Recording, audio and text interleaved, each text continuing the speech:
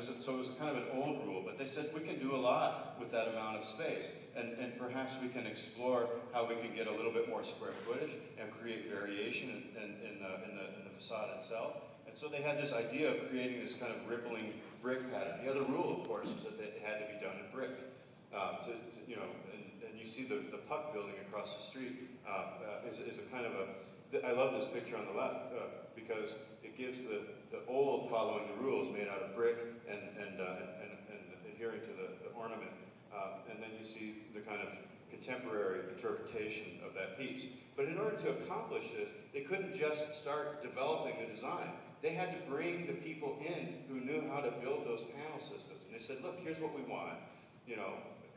Is this possible? And they said, well, if you do that, each one of the panels is going to require a different mold. This is a point that Jose was talking about in his talk, because the money's in the mold. And if you have to have a unique mold for each one of those, it's going to skyrocket the price. He said, but if there's a way that you can figure out that you can use the same mold over and over again, and vary the liner inside of it, and then create the kind of the variation through the liner, then you can have a very economical solution that's very, very similar to the cost of what you would get from standardized construction.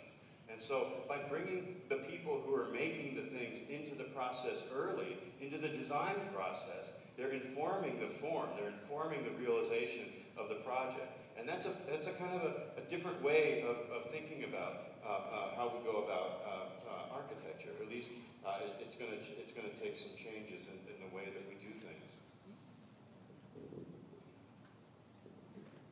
The other thing that I really admire about Shop is that they're not software specific. They say, look, we'll use generative components for what we can get out of generative components, and then we'll take it and make some 3D prints.